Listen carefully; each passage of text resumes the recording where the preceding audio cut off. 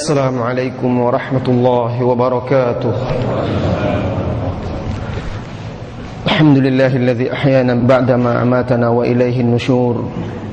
Asyhadu an la ilaha illallah wahdahu la syarika lah wa asyhadu anna Muhammadan abduhu wa rasuluh sallallahu alaihi wa ala alihi wa ashabihi wa man sara ala nahjihi wa tamassaka bi sunnatihi ila yaumiddin wa sallama tasliman katsira, amma ba'du. Saudara-saudari kaum muslimin dan muslimat yang semoga senantiasa dirahmati dan diberkahi oleh Allah Azza wa Jalla, subuh hari ini kita lanjutkan kembali majelis kita membahas fiqhuz zakah, dan insyaallah ta'ala kita akan mulai dengan membahas zakat emas putih. Apakah dia sama dengan emas yang biasa dikenal berwarna kuning, atau namanya saja yang emas putih, sebenarnya dia bukan emas? Bagaimana hakikatnya? Saudara-saudari kaum muslimin dan muslimat yang semoga senantiasa dirahmati dan diberkahi oleh Allah Azza wa Jalla, emas putih atau dalam bahasa Arabnya az-zahabul abyad, yaitu sebenarnya campuran dari emas dan rhodium, atau ada juga unsur-unsur perak, rhodium di dalamnya. Dan perbandingannya, persentasenya perbandingannya 6 bagian dari emas 21 karat itu, kemudian biasanya dicampur dengan 1 bagian dari perak atau rhodium, atau sekaligus kedua-duanya, sehingga menghasilkan emas putih 18 karat. Ini biasanya, dan bisa juga berbeda tergantung bagaimana campurannya, kadar campurannya. Dan karena campuran tadi hasilnya merubah warnanya, sehingga tidak lagi kuning seperti emas biasa yang dikenal, berubah menjadi seperti perak, sehingga dikenal dengan sebutan emas putih. Nah, adapun hukum emas putih ini, para ulama menjelaskan, di antaranya Syekh Ibn Utsaimin rahimahullahu ta'ala, kemudian juga Al-Hay'ah Asy-Syar'iyyah, lembaga komite syar'i untuk rumah zakat di Kuwait, yang diisi juga oleh ulama-ulama fikih, serta Majma' Fikih Internasional yang bermarkas di Jeddah, menjelaskan bahwa hukum zahab putih atau emas putih ini sama dengan hukum emas yang biasa dikenal berwarna kuning. Alasannya adalah karena nas-nas baik Al-Quran maupun As-Sunnah yang mewajibkan mengeluarkan zakat bentuknya umum, menyebutkan emas tanpa membeda-bedakan. Maka dia termasuk dalam keumuman. Termasuk dalam keumuman, innal ladzina yaknizuna az-zahaba wal fiddah, sesungguhnya orang-orang yang menimbun, menyimpan emas dan perak, wala yunfiqunaha fi sabilillah, serta tidak menginfakkannya di jalan Allah. Termasuk dalam keumuman firman Allah Subhanahu wa taala, khudh min amwalihim shadaqatan tutahhiruhum wa tudzakkihim biha. Ambillah dari harta mereka sebagai sedekah atau zakat yang mensucikan mereka. Nah, juga termasuk di dalam hadis-hadis lainnya yang sahih datang dari Rasulullah sallallahu alaihi wasallam tanpa merinci emas apa yang dimaksud, sehingga dia termasuk dalam keumuman dalil-dalil tersebut. Alasan yang kedua, asy-syara' atau asy-syari', yaitu Allah dan Rasulnya sallallahu alaihi wasallam ketika mensyariatkan zakat tidak mengaitkan hukum wajib zakat emas itu karena warnanya kuning. Tidak. Jadi ketika syarak mewajibkan, syarak tidak mengaitkan kewajibannya itu dengan emas warna kuning, tetapi karena dia itu adalah emas, bukan karena warnanya. Jadi emas putih termasuk emas juga. Bahkan kalau seandainya tidak ada campuran emasnya, orang tidak akan beli itu, tidak akan bernilai dia. Ya, maka masih termasuk emas. Dengan demikian hukum zakatnya sama seperti zakat perhiasan emas yang telah kita bahas pada subuh kemarin. Baik. Kemudian bagaimana dengan hukum yang selanjutnya tentang kemarin saya janjikan hukum perhiasan-perhiasan selain daripada emas dan perak, batu-batu perhiasan seperti batu zamrud, mutiara dan lain sebagainya. Itu banyak sekali, bahkan diantaranya ada yang barangkali lebih mahal dari sebuah cincin emas. Bahkan batunya itu, permata dan lain sebagainya, itu bisa lebih mahal dari cincinnya. Nah, bagaimana hukumnya? Apakah hukumnya dikeluarkan juga zakat atau tidak? Ahlul ilmi ijma' atau sepakat, sebagaimana dinukilkan oleh Ibnu Abdul Bar dan Ibnu Qudamah, bahwa batu perhiasan selain daripada emas dan perak, perhiasan-perhiasan selain daripada emas dan perak, apabila dimiliki untuk dipakai ataupun disimpan, bukan untuk dijual, maka tidak ada zakat padanya, kecuali kalau memang untuk diperdagangkan. Kecuali memang untuk diperdagangkan, maka zakatnya adalah zakat perdagangan, perniagaan, urud at-tijarah. Namun jika tidak disiapkan untuk dijual, untuk dipakai, maka tidak ada zakatnya. Alasannya jelas, karena zakat itu adalah harta-harta tertentu yang telah ditentukan oleh syarak.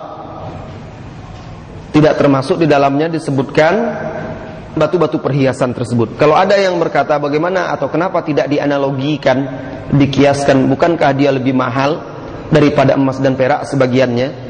Maka jawabannya, apabila sudah ada nas, ini kaidah, ya, la qiyasa, tidak ada kias apabila sudah ada nas tegas. Itu tidak ada lagi kias, tidak ada ijtihad lagi. Yang harus diikuti adalah nas dari Allah atau Rasulnya sallallahu alaihi wasallam. Baik jamaah kaum muslimin dan muslimat, kita masuki pembahasan nisabuz zakah. Nisabuz zakatiz zahab, nisab zakat emas. Kemarin kita baru bahas tentang hukumnya, hukum kewajiban mengeluarkan zakatnya dengan berbagai macam bagian-bagiannya. Ada itu emas, perhiasan yang mau dipakai dan lain sebagainya. Nah, sekarang kita masuki pembahasan nisabnya. Berapa nisabnya sehingga diwajibkan seseorang itu untuk mengeluarkan zakat apabila sudah terpenuhi haul 1 tahun sempurna. Zakat emas tidak wajib kecuali apabila sampai nisab. Dan nisabnya zakat emas itu adalah 20 miskol. 20 miskol itu sudah kita jelaskan kemarin, kalau takarannya dengan gram itu adalah 85 gram emas. Dari emas murni, 85 gram emas murni. Dalilnya dari sunnah Rasulullah sallallahu alaihi wasallam, hadis Ali bin Abi Thalib radhiyallahu anhu yang dikeluarkan oleh Abu Dawud, Al-Baihaqi, dan dihasankan sanadnya oleh Ibnu Hajar di dalam kitab Bulughul Maram, dan hadis ini disahihkan oleh Syekh Al-Albani rahimahullahu taala di dalam Sahih Sunan Abi Dawud, bahwa Nabi sallallahu alaihi wasallam bersabda, "Laisa 'alaika syai'un hatta takuna laka 20 dinar." Tidak ada kewajibanmu, maksudnya yakni fi zahab, tidak ada kewajibanmu dalam mengeluarkan zakat pada emas, hatta takuna laka, sehingga engkau memiliki 20 dinar, 20 dinar. 20 dinar ini 20 miskol, itu tadi takarannya 85 gram emas murni. Pertanyaannya, dari mana orang sekarang tahu bisa mengukur 85 gram emas murni itu? Jadi cara pengukurannya, para ulama mengukurnya dari emas atau mata uang atau uang-uang emas yang peninggalan di zaman dahulu di zaman para sahabat, atau ada yang ditemukan di zaman Rasulullah SAW, sisa-sisa peninggalan dulu, lalu diukur, ditakar. Maka dari situlah dihasilkan bahwa nilainya itu adalah 85 gram emas murni. Fa idza kanat laka 20 dinara wa hala 'alaiha al-haul fa fiha nisfu dinar. Jadi Rasulullah melanjutkan, maka apabila engkau memiliki 20 dinar wa hala 'alaiha al-haul, dan telah berlalu satu haul sempurna, berarti dua syaratnya ya, bulughun nisab wa haul wa tamamul haul, fa fiha nisfu dinar, maka engkau wajib mengeluarkan padanya setengah dinar, 2,5%-nya. Fama zada bihisabi dzalik, kalau ada tambahan lagi berlebih, maka dihitung sesuai dengan perhitungan tersebut. Hadis ini sahih. Jadi jelas dan tegas Rasulullah SAW memberikan batasan nisabnya, yaitu 20 dinar, dan apabila seseorang sudah memiliki emas senilai 20 dinar, maka diwajib dikeluarkan darinya setelah sempurna satu haul, itu nisfud dinar atau 2,5%-nya. Kemudian dalil yang kedua yaitu ijma ulama, sebagaimana dinukilkan oleh Al-Imam Asy-Syafi'i, Abu Ubaid Al-Qasim bin Salam, juga oleh Ibnu Munzir, Ibnu Battal, Al-Mawardi, dan juga Qadhi Iyad. Qadhi Iyad itu menukilkan ijma sebagaimana dinukilkan oleh Al-Imam An-Nawawi di dalam kitab Syarah Sahih Muslim. Jadi itu sudah merupakan kesepakatan ulama-ulama mujtahidin kaum muslimin. Selain itu juga ada dalil dari asar sahabat yang memperkuat masalah ini. Antara lain asar dari Ali bin Abi Thalib radhiyallahu anhu, beliau berkata sebagaimana dikeluarkan oleh Ibnu Abi Syaibah di dalam musannafnya, laisa fi aqalli min 20 dinara syai', tidak ada dalam emas yang kurang dari 20 dinar syai', sesuatu atau kewajiban zakat. Wa fi 20 dinara nisfu dinar, dan dalam emas 20 dinar itu dikeluarkan setengah dinar. Wa fi 40 dinar, dan apabila 40 dinar itu dikeluarkan 1 dinar. Ya, dikeluarkan 1 dinar. Jadi kelipatannya. Jadi tambahannya dihitung lagi seperti itu. Ini athar Ali bin Abi Thalib radhiyallahu anhu, dan sanadnya adalah hasan. Kemudian juga athar dari Ibrahim An-Nakhai rahimahullahu taala, beliau berkata, kana li imraati Abdullah bin Mas'ud tuqun fihi 20 mithqala, fa amaraha an tukhrija anhu 5 darahim. Dari Ibrahim An-Nakhai, ia berkata, adalah istri Abdullah bin Mas'ud memiliki tuqun fihi 20 mithqala, memiliki emas 20 misqal atau 20 dinar.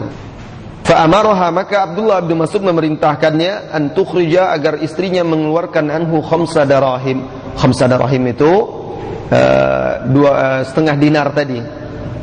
Ini nisab zakat emas. Nisab zakat emas berapa? 20 mithqal atau 20 dinar, dan takarannya sudah kita sebutkan pada pertemuan-pertemuan sebelumnya, 85 gram emas murni. Kemudian nisab zakat perak atau zakah al-fiddah. Tidak ada kewajiban zakat pada perak sehingga sampai nisabnya, dan nisabnya adalah 5 awaq. 5 awaq itu setara 200 dirham.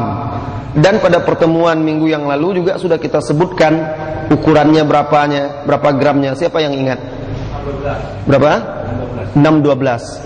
Jadi ukurannya 612 gram perak murni. Ya. Nah, ini nisab perak. Jadi nisab perak itu 5 awaq. 5 awaq itu setara 200 dirham. Nanti kita jelaskan, kita ulang lagi tentang rinciannya. Salah ya, berapa? Yang 612 itu kilogram, itu apa itu? Tanaman itu ya. Iya, sebentar. Itu tanam-tanaman 612 kilogram itu. Banyak kali itu peraknya. Sebentar ya. Iya, berapa 895 kemarin ya? 895 gram. Jadi 200 dirham itu setara dengan 895. Kemarin saya sebutkan 895 ya. Saya catat kemarin 895 gram perak murni. Nah, ini ukurannya apabila seseorang itu sudah memiliki perak, baik itu berupa perak murni ataupun berupa perhiasan yang senilai dengan itu, perhiasan perak, cincin, kalung, gelang yang senilai dengan itu 895 gram itu, kalau sudah senilai itu wajib dikeluarkan zakat padanya. Dalilnya adalah hadis Rasulullah sallallahu alaihi wasallam yang dikeluarkan oleh Al-Imam Al-Bukhari dan Muslim. Hadis ini dikeluarkan oleh Al-Imam Al-Bukhari dan Muslim dari sahabat Abu Sa'id Al-Khudri radhiyallahu anhu, anna Nabiy sallallahu alaihi wasallam qala, bahwa Nabi sallallahu alaihi wasallam bersabda, laisa fima duna khamsu awaqin minal wariq shadaqah. Tidak ada pada harta yang kurang dari 5 awaq. 5 awaq dari warik. Warik itu jamak dari riqah, yaitu uang yang sudah dibentuk menjadi alat tukar. Jadi sudah dicetak gitu. Jadi di zaman dahulu sudah ada, dan di zaman Rasulullah SAW yang berlaku ketika itu di awal-awal periodenya adalah mata uang dari Persia atau dari Romawi, dan di situ biasanya ada dicetak gambar dari Kaisar atau Kisra. Nah, ini yang dimaksud dengan warik, itu al-umlah al-fiddiyah al-madrubah, mata uang perak yang waktu dahulu belum ada uang kertas. Ya, jadi perak itu memang dicetak menjadi mata uang atau emas. Nah, hadis ini yang diriwayatkan oleh Bukhari dan Muslim ini menegaskan kepada kita bahwa apabila perak itu kurang dari 5 awaq, 5 awaq itu 200 dirham atau 895 gram perak, maka tidak ada kewajiban sedekah di sana. Ini dalilnya, dan dalilnya adalah sahih. Kemudian dalil yang kedua adalah ijma', sebagaimana yang awal tadi juga dinukilkan oleh Imam Syafi'i, Abu Ubaid Al-Qasim bin Salam, Ibnu Munzir, Ibnu Rushd, Ibnu Qudamah menukilkan ijma' tentang nisab zakat perak ini. Baik, kita jelaskan juga, kita ulang lagi penjelasan takarannya, ya, takarannya agar mudah kita untuk mengeluarkannya. Kalau tadi kan masih dijelaskan baru 20 dinar, walaupun sudah saya sebutkan gramnya, kita ulang lagi agar tidak lupa.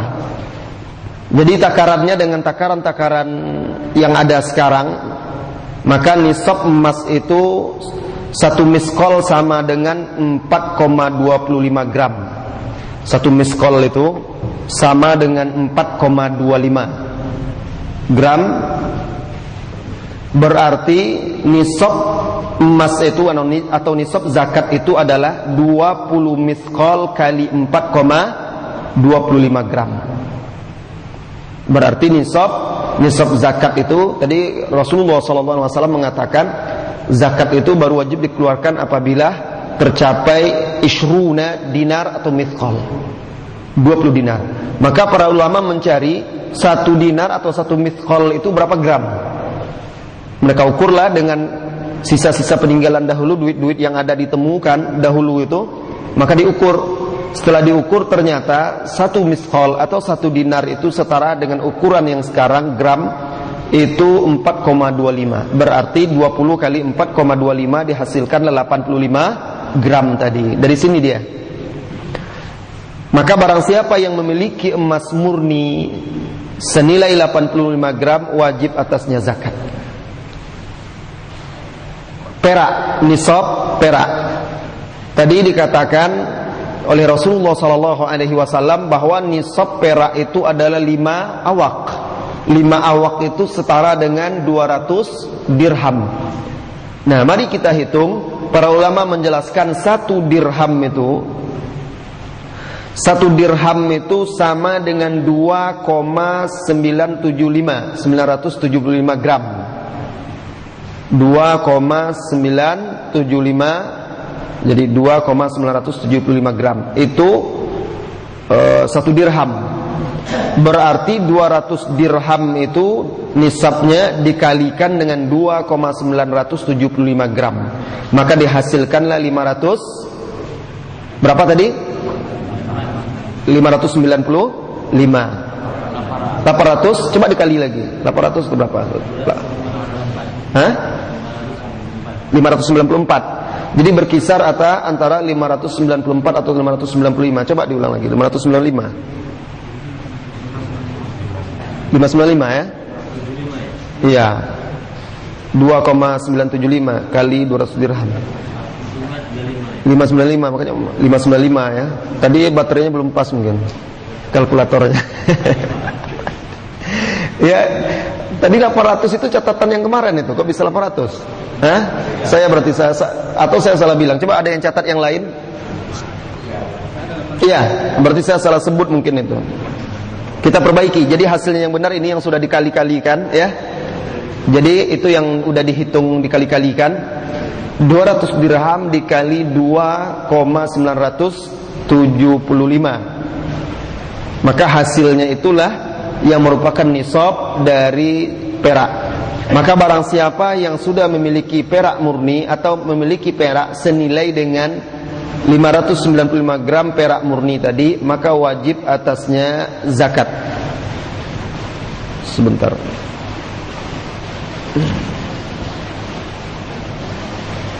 Iya. Bisa jadi saya yang salah sebut waktu itu. Karena dalam catatannya di sini juga waktu pertemuan kita yang minggu lalu 595 juga. Berarti mungkin saya salah sebut waktu itu. Atau salah dengar, bisa juga.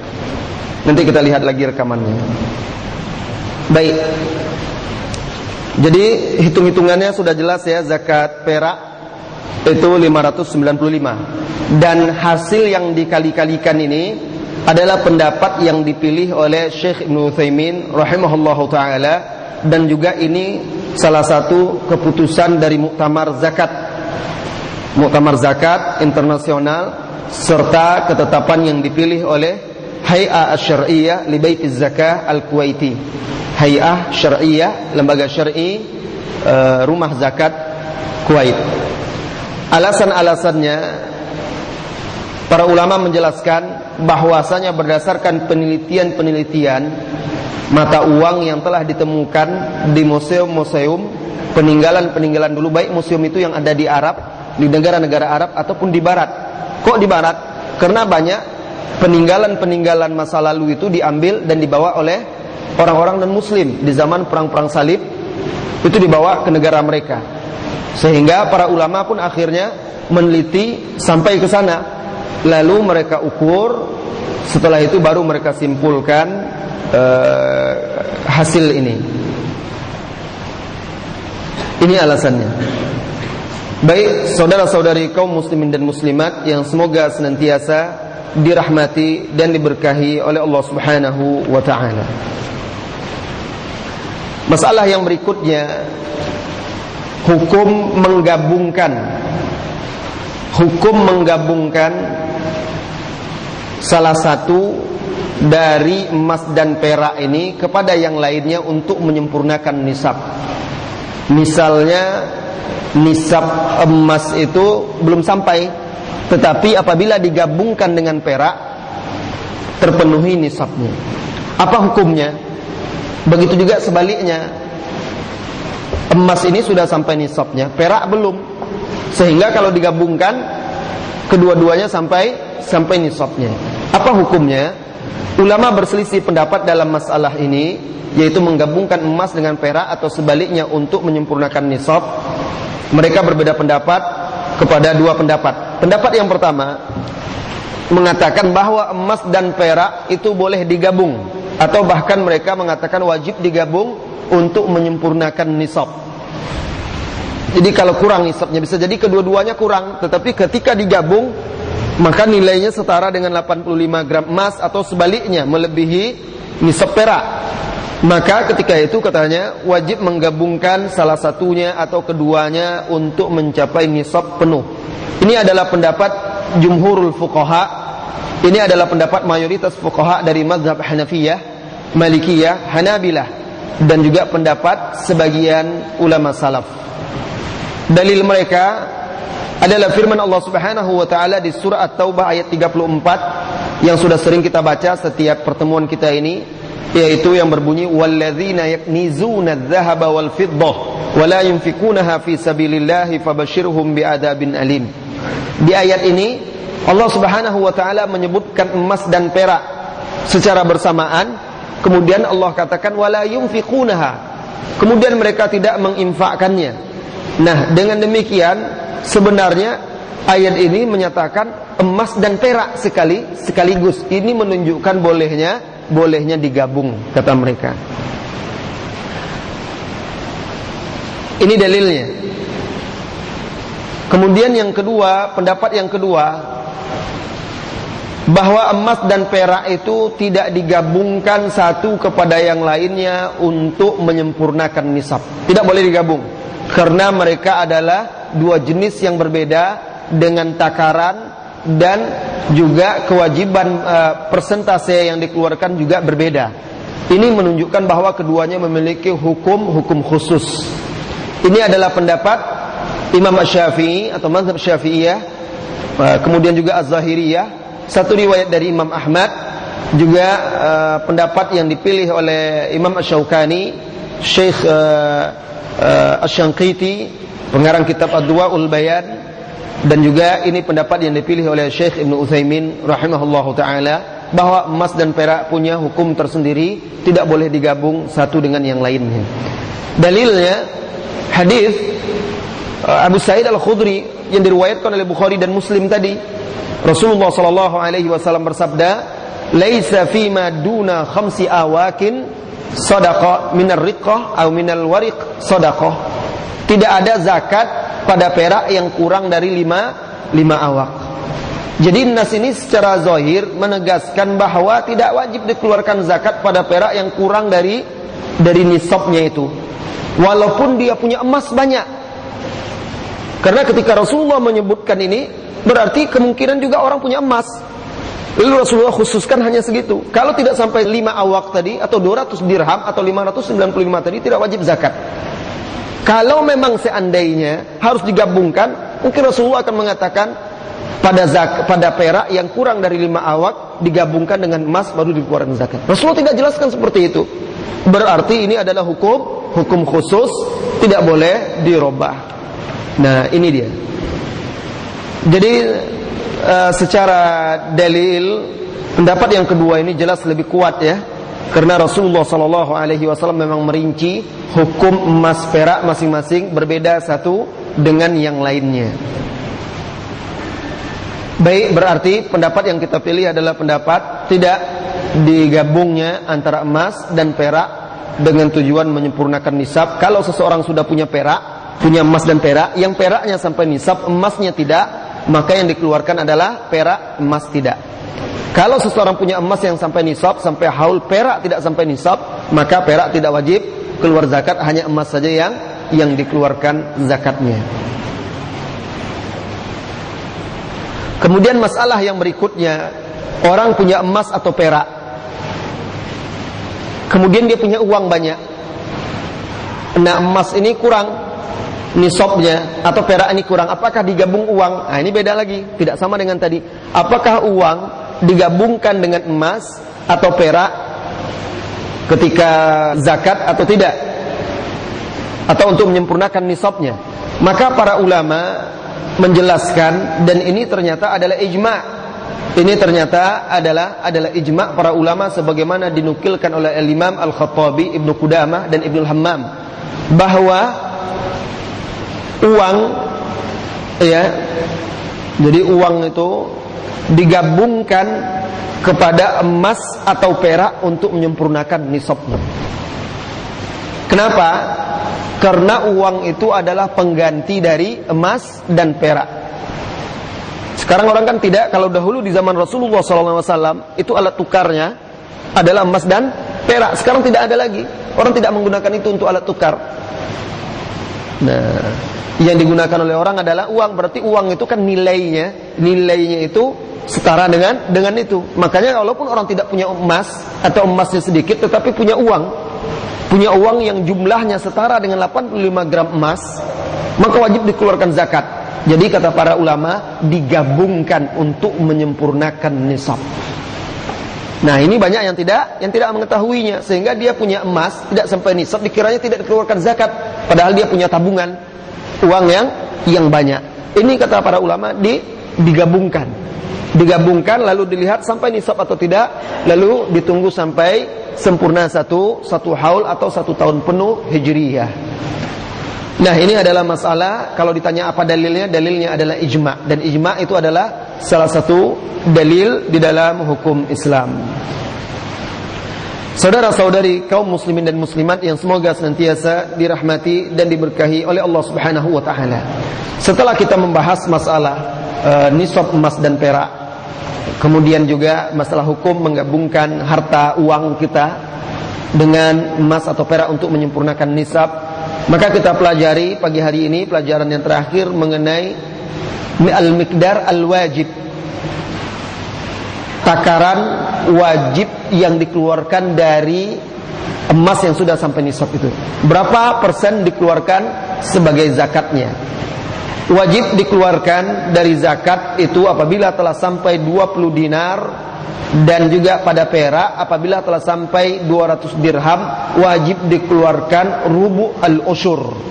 Rubu' al-usyur itu takarannya adalah 2,5%. 2,5%. Jadi emas, perak walaupun berbeda nisabnya, tetapi miqdar al-wajib, takaran yang dikeluarkan, ya, bagian yang dikeluarkan itu sama. Oleh karena itulah tadi duit tadi digabungkan, bisa digabungkan kepada perak, bisa digabungkan kepada emas, tetapi emas dan perak tidak bisa digabungkan karena nisabnya yang berbeda. Namun untuk berapa persen dikeluarkan itu sama, 2,5%.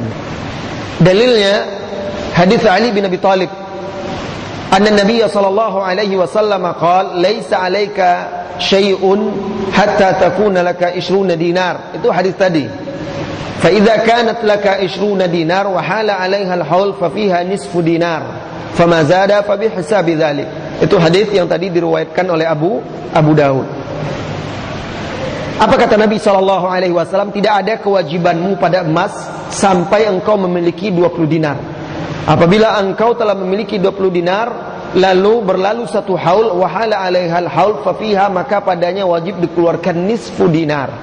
Nisfu dinar itu tadi 2,5%. Kemudian dari Anas bin Malik radhiyallahu anhu bahwasanya Abu Bakar radhiyallahu anhu membuat sebuah edaran, tulisan dan perintah ketika dia menjabat jadi khalifah, inna hadhihi faraidus shadaqah. Ini adalah kewajiban zakat allati farada Rasulullah sallallahu alaihi wasallam, yang diwajibkan oleh Rasulullah sallallahu alaihi wasallam. Kemudian di situ disebutkan wa fir riqati rubu al-usyur, dan wa fir riqah itu maksudnya tadi berapa 200 dirham. 5 awak itu setara 200 dirham. Jadi kata beliau dalam perak itu rubu usyur, 200 dirham itu 2,5%-nya. Fa idza lam yakunil mal illa 90 wa 100 dirham, apabila hartanya itu hanya 190 dirham, ini zakat perak ya. Apabila dia hanya memiliki perak senilai 190 dirham, falaisa fiha syai'un, maka tidak ada kewajiban zakat padanya illa an yasha'a rabbuha, kecuali kalau pemiliknya ingin mengeluarkan sedekah secara sukarela, itu silahkan, tetapi tidak wajib. Nah, ini diriwayatkan, hadis ini atau athar Abu Bakar ini diriwayatkan oleh Al-Imam Al-Bukhari. Jadi dalilnya hadis Ali bin Abi Thalib yang dikeluarkan oleh Abu Daud, kemudian hadis Anas bin Malik atau athar Abu Bakar yang diriwayatkan dari Anas bin Malik dikeluarkan oleh Al-Imam Al-Bukhari. Kemudian juga ijma' para ulama sebagaimana dinukilkan oleh Ibnu Rushd, Ibnu Qudamah dan juga Al-Imam Asy-Syaukani.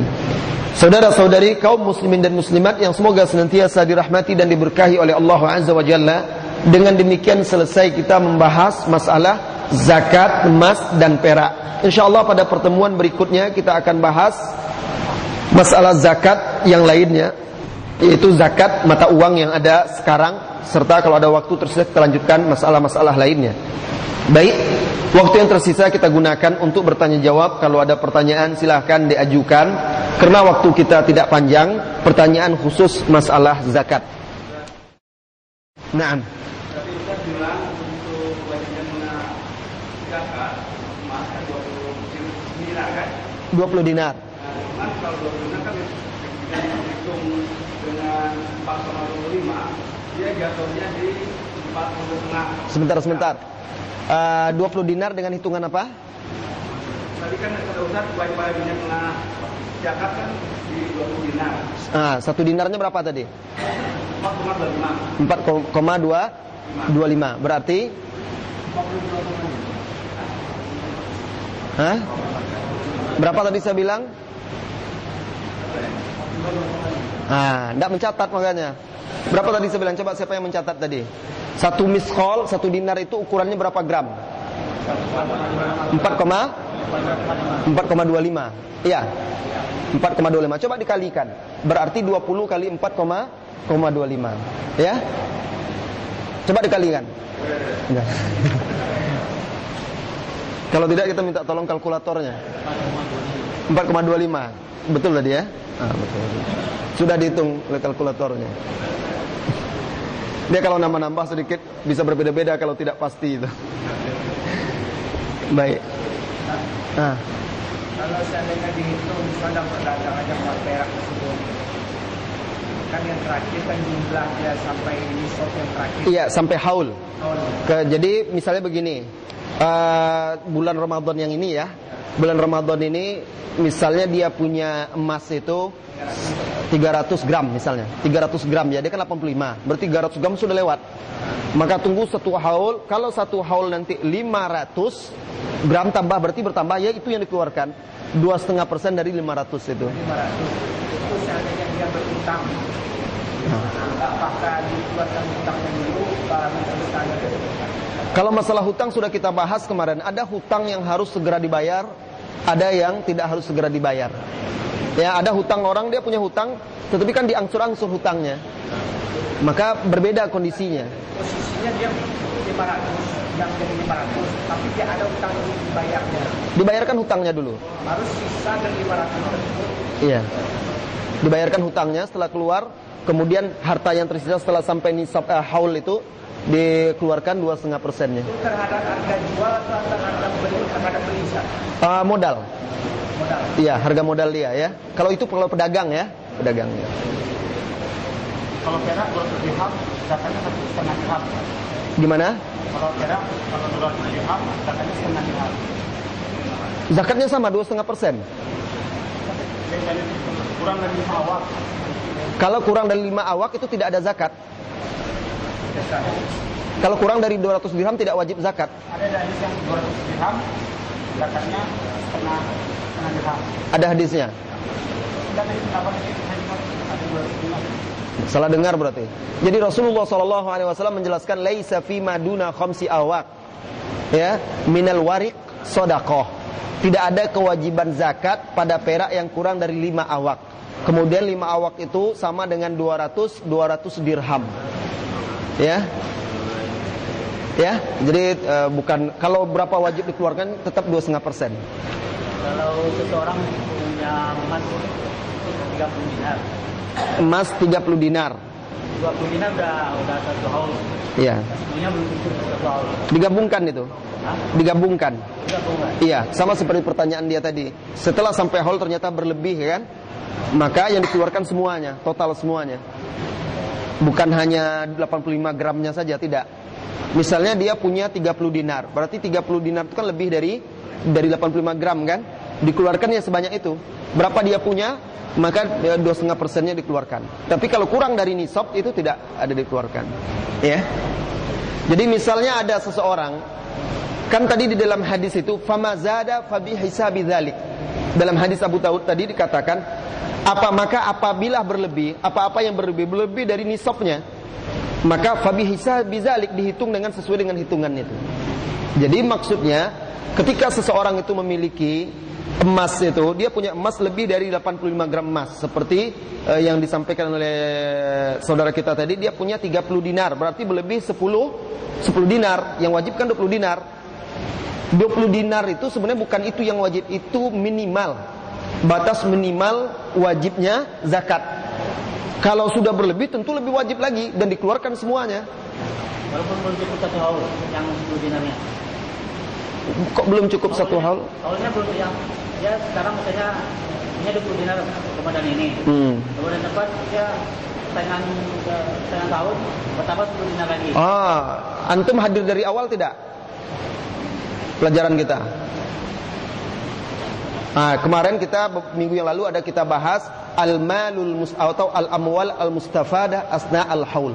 Jadi waktu pembahasan haul itu sudah kita bahas masalah harta tambahan ketika tengah berlangsungnya haul. Nah, itu kita bahas kalau dia dari satu jenis maka itu ditambahkan, digabungkan. Kalau dia dari satu jenis, tapi kalau berbeda jenis dia punya hukum sendiri-sendiri, tidak boleh kita gabungkan. Ini sudah kita bahas sebelumnya, masalah ketika sampai haul itu ada pembahasan kita al-amwal al-mustafada asna al-haul. Harta-harta yang bertambah atau yang ditambahkan, yang didapat ketika haul sedang berjalan, ya. Jadi kalau dia satu jenis itu digabungkan. Kalau dia emas, maka itu digabungkan ketika sampainya haul. Termasuk pembahasan tadi. Kalau para ulama ijma bahwa uang saja itu digabungkan kepada emas supaya sampai nisabnya, maka emas dengan emas tentu lebih utama lagi untuk digabungkan, ya. Kalau zakat pertanian ini dia bukan? Ini pertanyaan antum bukan? Bukan. Oh ya, silakan. Setiap panen. Ya. Kemudian setiap panen kan tidak habis disimpan. Jadi 2 kali zakatnya waktu panen dizakati, kemudian setelah disimpan itu kan dia sambung kepada nisab dan haulnya juga. Jadi dizakati lagi, disetarakan dengan emas. Bagaimana sampai nisab dan haulnya maksud antum? Kita kan sekali mungkin mengajukan panen sawit, 6 bulan juga. Sawit tidak termasuk. Sudah kita bahas. Sawit tidak termasuk tanam-tanaman, buah-buahan yang dizakatkan. Karena, sebentar saya jelaskan dulu. Karena kemarin syaratnya kita belum masuk zakat zuru' wa thimar, tetapi kita bahas, kita singgung waktu itu bahwa syarat tanam-tanaman, buah-buahan yang diwajibkan zakat itu menurut pendapatnya Rajih, dan ini pendapat mazhab Syafi'iyah dan dipilih oleh ulama-ulama di zaman sekarang, itu syaratnya adalah dia makanan pokok, satu syaratnya, kemudian disimpan, bisa disimpan. Nah, kalau sawit ini bukan makanan pokok, nggak ada orang yang makan sawit, satu. Kemudian dia tidak tahan disimpan, ya, berarti sawit keluar dari hukum itu. Lantas bagaimana zakatnya sawit? Masuk kepada hasilnya, ribihnya, keuntungannya. Karena itu kita jual. Jadi keuntungannya itu kalau sampai nisab. Nah, mungkin yang cocok untuk pertanyaan antum itu padi. Padi itu kan bisa disimpan, ya kan? Misalnya dia panen sudah dikeluarkan zakatnya, tetapi kan karena banyaknya dia simpan. Nah, berlalu 1 tahun, apakah setelah 1 tahun sampai haul dikeluarkan lagi? Nah, harus kita pahami, kemarin waktu kita mempelajari masalah haul, syaratnya zakat itu salah satunya adalah haul. Kita jelaskan bahwa yang disyaratkan haul padanya, yang disyaratkan haul hanyalah emas, perak, urut tijarah, ya, kemudian hewan ternak. Tanam-tanaman itu tidak ada haulnya. Haulnya adalah ketika dia panen. Berarti kalau sudah dikeluarkan zakat ketika panen, walaupun dia menyimpan beras itu sampai setahun mungkin tidak dikeluarkan zakatnya. Kalau dijual, pertama dia memang beras itu dia pedagang beras atau bukan? Kalau dia simpan untuk dia pakai saja tidak ada. Kan beli berasnya apa-apanya. Itu dijual, jadikan dulu ditabung. Itu lain, itu bukan zakat beras nama lagi, zakat uangnya, ya. Itu sudah beda. Asalnya dari situ. Iya. Maka kalau dihitung sampai haul, kan pertanyaan antum tadi kan berasnya yang disimpan, bukan uangnya, ya. Jadi saya jawab sesuai dengan pertanyaan. Ya, silakan. Namanya sama tanah yang ditanami habis, tanahnya nggak ada ini. Tanah ditanami tanah ditanami sawit. Kalau memang sawit itu diniatkan untuk diperjualbelikan, kan dia seorang pedagang ya, dia memang didagangkan, maka aset-aset urut tijarah, perdagangan itu ikut dikeluarkan zakat modalnya. Ya, itu dikeluarkan, dihitung zakatnya. Tetapi misalnya urut tijarah itu, misalnya seorang yang punya toko gitu, lemari-lemarinya itu tidak masuk, lemarinya apa dan segala macamnya. Nah, kalau seandainya itu tidak dimasukkan, lemari, rak-rak itu tidak dihitung karena itu tidak ikut dijual. Ya, kalau seandainya kita kiaskan kepada urut tijarah, barang dagangan, maka tanahnya itu kan tidak kita jual, yang kita jual hanyalah hasilnya. Sama seperti barang perniagaan, rak-raknya itu tidak kita jual. Sementara Rasulullah SAW sebagaimana dalam hadis siapa kemarin, Samurah itu mengatakan yang dijual itu mayu'addu lil bai'. Dalam zakat urut tijarah itu mayu'addu lil bai', benda-benda, barang-barang yang disiapkan untuk dijual. Maka di situ yang dijual adalah hasilnya. Maka supaya lebih aman dikeluarkan dari hasilnya saja. Ya, dari hasilnya saja. Karena berbeda tentunya, tidak 100% bisa kita kiaskan kepada kita tidak mengatakan dia juga urut tijarah. Karena kalau urut tijarah itu barang-barang dagangan itu bentuknya berbeda. Kenapa berbeda? Barang-barang dagangan itu semuanya bisa dijual. Kalau sawit itu pohonnya siapa yang akan beli? Tidak ada yang beli. Ya, sama-sama seperti ruko itu. Orang punya rukonya tidak dihitung untuk zakat. Ya, yang dihitung adalah barang yang dia jual. Baik. Nah, jadi tanahnya dikeluarkan zakat atau tidaknya itu tidak ada keterangan dikeluarkan zakatnya. Allahu a'lam bissawab. Baik, kita baca ini, pertanyaan ini sudah dari tadi. Pada bulan Ramadan ini harta saya telah mencapai haul dan nisab 100 juta. 1 bulan lalu saya mendapat tambahan rezeki 20 juta. Apakah yang dizakati sebesar 120 juta atau hanya 100 juta? 120 juta tadi. 120 juta digabungkan harta itu. Digabungkan harta tadi untuk sempurnanya nisabnya. Ini sama dengan pertanyaan tadi ya, digabungkan.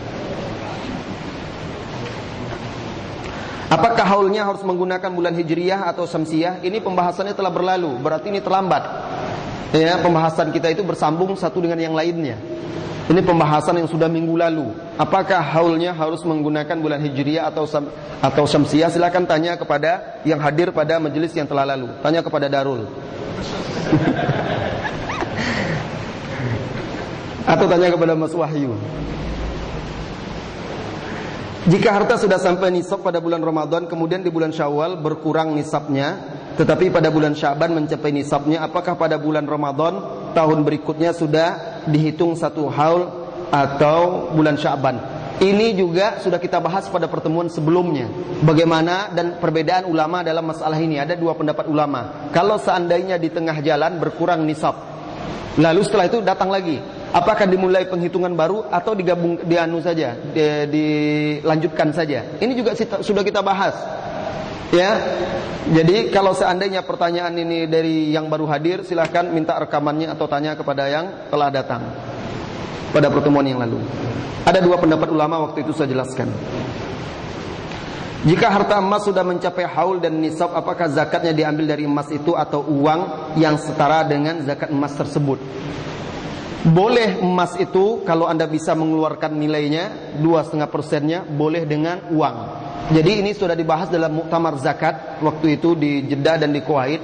Ini dalam pembahasan masalah takwim amwal zakah.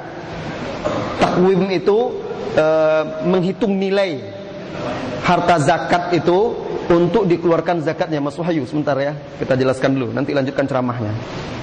Nah, jadi kita jelaskan dalam harta-harta zakat itu ada harta yang bisa ditakwim, ada yang tidak. Ada harta yang bisa ditakwim, dihitung nilainya dengan mata uang, ada juga yang tidak.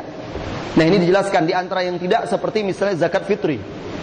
Itu tidak boleh ditakwim menurut salah satu pendapat ulama, tetapi sebagian ulama lagi seperti Syekhul Islam Ibnu Taimiyah boleh apabila dibutuhkan. Dibutuhkan maksudnya apa? Hukum asalnya tidak boleh ditakwim, tidak boleh dikeluarkan nilainya dalam bentuk uang. Itu hukum asalnya. Tapi kalau masyarakat ternyata lebih membutuhkan uang, itu Syekhul Islam Ibnu Taimiyah berpendapat itu yang dikeluarkan. Kalau tidak, kembali kepada hukum asalnya. Nah, begitu juga dalam masalah mengeluarkan zakat emas dan perak ini. Kalau seandainya sulit untuk menghitung 2,5% dikeluarkan dalam bentuk emasnya, maka wajib dihitung takwim penilaiannya dan dikeluarkan dengan mata uang yang senilai dengan itu. Bolehkah zakat disalurkan oleh diri sendiri atau diserahkan ke lembaga zakat? Mana yang lebih utama? Itu juga sudah kita singgung kemarin. Saya jelaskan pada pertemuan yang lalu, harta zakat itu terbagi dua, yaitu al-amwal al-khafiyah wal amwal az-zahirah. Itu semuanya sudah saya jelaskan. Ada harta-harta yang zahir, ada harta-harta yang tersembunyi. Harta-harta yang zahir itu wewenang sebenarnya adalah wewenang imam. Wewenang imam pemimpin untuk menariknya, seperti hewan ternak dan juga hasil pertanian.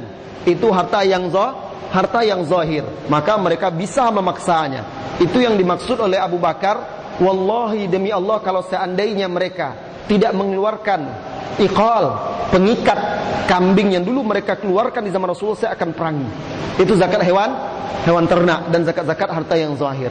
Adapun harta-harta yang tersembunyi yang dimiliki secara pribadi oleh orang, itu boleh dikeluarkan kepada lembaga-lembaga yang bisa kita percaya, dan boleh juga kita keluarkan sendiri langsung kepada orang yang kita yakini bahwa itu adalah miskin. Ingat, Mas'arifuz zakah nanti ada pembahasannya.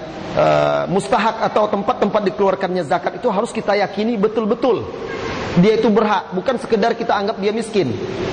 Jadi waktu itu saya sempat tanya kepada Syekh Abu Bakar Al-Baidoni waktu dia kesini, bagaimana mereka mengeluarkan zakat di sana itu. Bahkan di sana itu mereka kalau zakat itu betul-betul bahkan dicari orang, ditugaskan orang untuk mensurvei.